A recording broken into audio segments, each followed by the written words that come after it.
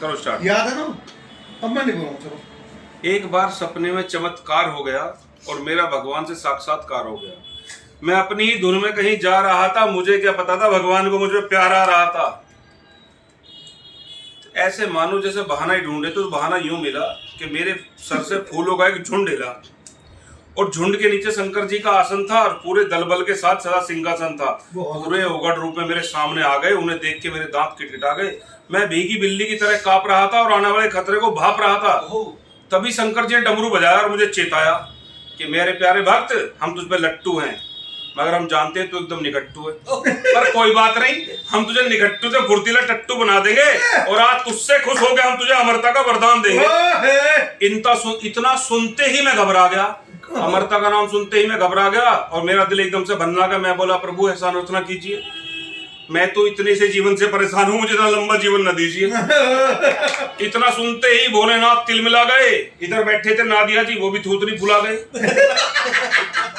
बोले, वत्स तू एकदम अनाड़ी है, तेरी अकल अगाड़ी नहीं पछाड़ी है। महिषासुर ने लाखों वर्षों तक तप किया, मेरे चरण धोकर पिए और अखंड जप किया, तब जाकर उसे कहीं अमरता मिल पाई। एक तू है कि फ्री के माल को ऐसे ही छोड़ रहा है। तू तो सचमुच अपनी बुद्धि के पीछे ही दौड़ रहा है। एक बार फिर सोच ले, 100% सेल है, ये मौका फिर नहीं आएगा, बाद में पछताएगा। मैं बोला, प्रभु यदि ऐसा ही है तो मेरी इतनी सी विनती मेरी भी सुन लीजिए।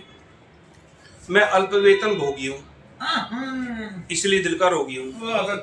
4000 रुपए महीना तनख्वाह के पाता हूँ और महीने के अंत में ठगा सा रह जाता हूँ। बहुत अच्छे। हर माह के अंत में लेनदारों की लंबी कतार लग जाती है और 4000 रुपए में से चवन्नी भी ना बच पाती है।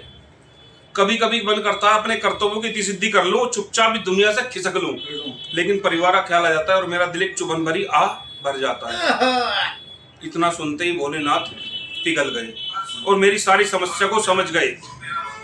बोले, वत्स हम तुझ पे लट्टू हैं पूरी तरह से, ठीक है, कोई बात नहीं, हम इस कलयुग की कमी तेरी सतयुग में पूरी कर देंगे और तुझे अमर तो क्या अमरजीत कर देंगे। बहुत बढ़िया, बहुत बढ़िया।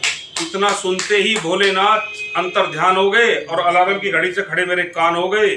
सुबह के 5 बज चुके थे, 6 बजे की ट्रेन थी और मेरे मुखमंडल पे सुबह के 5 बज चुके थे, 6 बजे की ट्रेन थी और आज की रात एक सुखद रैन थी।